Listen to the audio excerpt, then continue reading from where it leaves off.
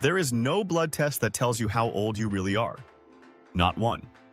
And if someone sold you one, they lied. But here's what's strange. We've mapped 12 biological processes that drive aging. We know what breaks down. We know why it happens. And yet, in 2026, most of these processes remain invisible to standard medicine. So today, I'm going to walk you through all 12 hallmarks of aging. Tell you exactly which ones you can actually measure right now, which ones are still stuck in research labs, and what you should do when the test you want simply doesn't exist yet.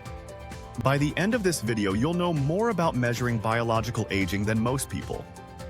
Let's start with the map itself. In 2013, a landmark paper in the journal Cell identified 9 biological hallmarks of aging. Think of these as the fundamental ways your body breaks down over time. Not symptoms, not diseases, the actual mechanisms underneath everything. That framework dominated longevity science for a decade. But in 2023, researchers expanded it. Same map, higher resolution. They added 3 new hallmarks that had accumulated enough evidence to stand alone. The original 9? Genomic instability, telomere attrition, epigenetic alterations, loss of proteostasis, deregulated nutrient sensing, mitochondrial dysfunction, cellular senescence, stem cell exhaustion, and altered intercellular communication. The 3 new additions: disabled macroautophagy, which is your cellular recycling system, chronic inflammation, sometimes called inflammaging, and dysbiosis, which is the age-related disruption of your microbiome. 12 hallmarks. 12 ways your biology shifts as you age. But here's the uncomfortable truth that most longevity influencers won't tell you. Of these 12 hallmarks, only 3 have biomarkers ready for routine clinical use. 3. The rest require research-grade assays, specialized laboratories, or simply don't have validated tests yet. So let me break this down into 3 tiers. Green light means clinically ready. Yellow light means available but interpret with caution. Red light means the science exists, but the test doesn't. Not for you.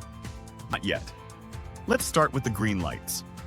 The ones you can actually measure today. First, chronic inflammation. This is probably the most measurable hallmark and arguably the most important one.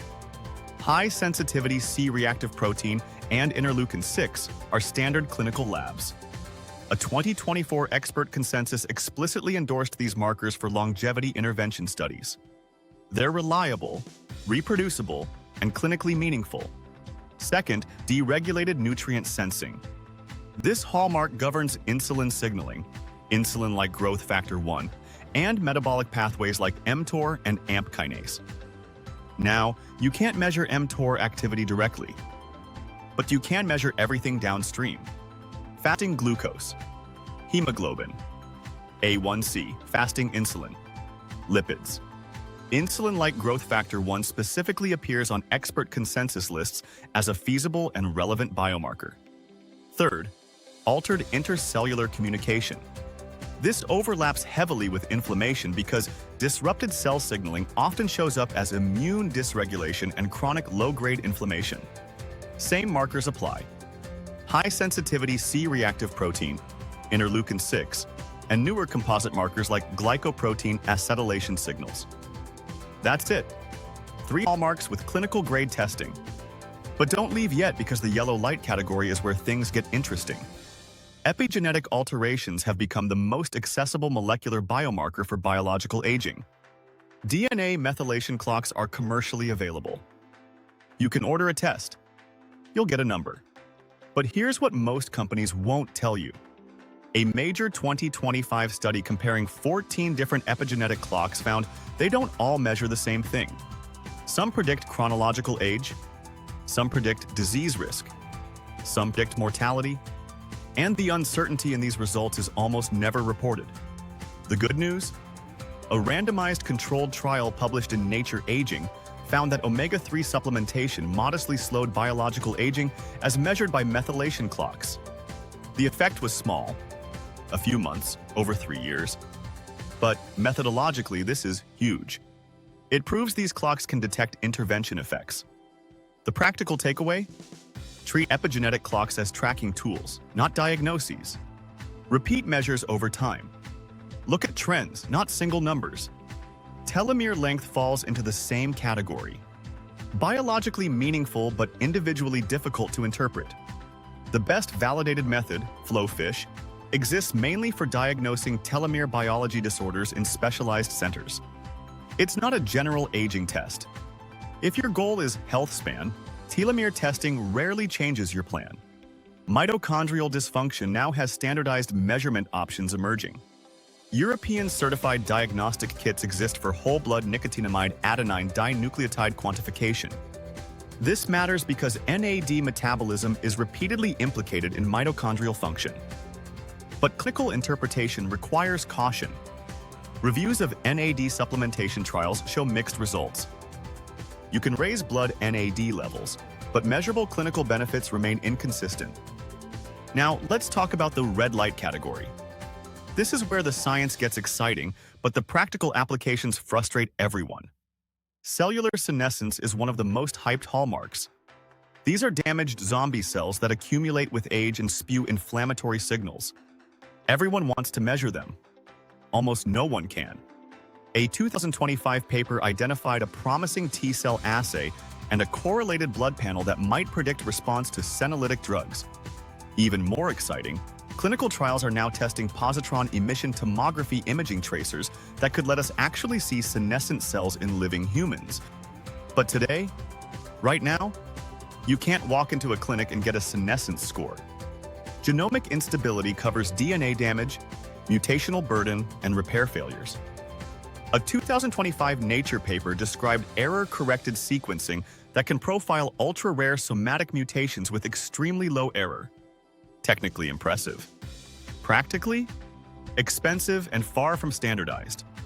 Disabled macroautophagy is fascinating because autophagy is invoked constantly in fasting and longevity supplement discussions.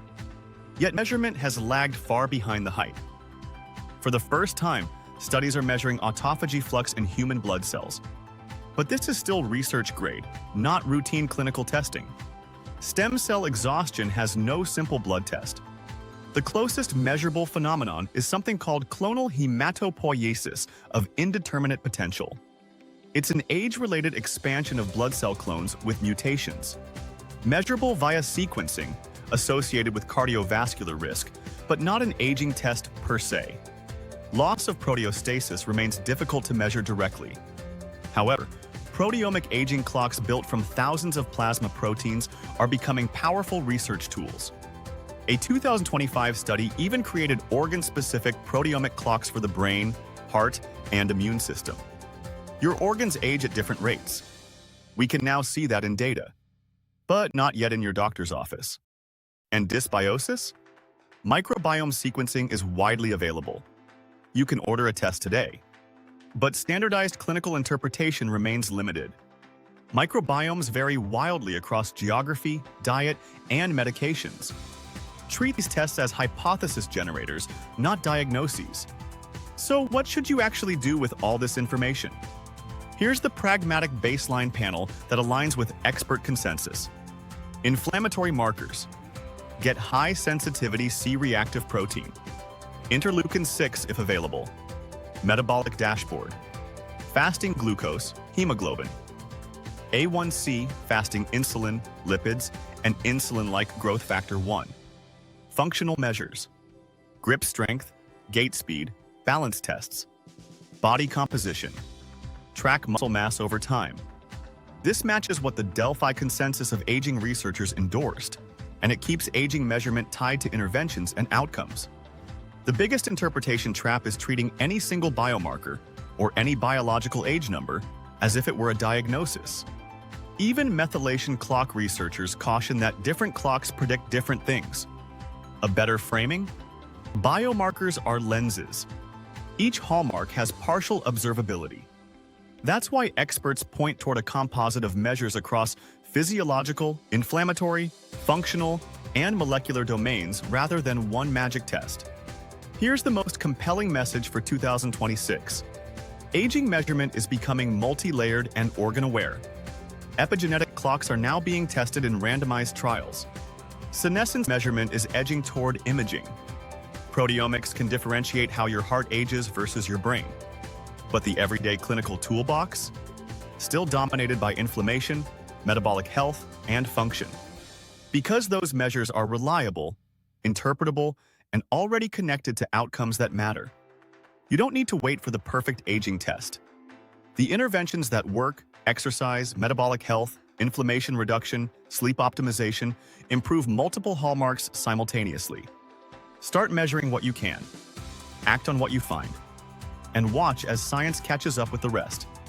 If this was useful, consider subscribing. I break down longevity science without the hype, without the supplements to sell, just evidence.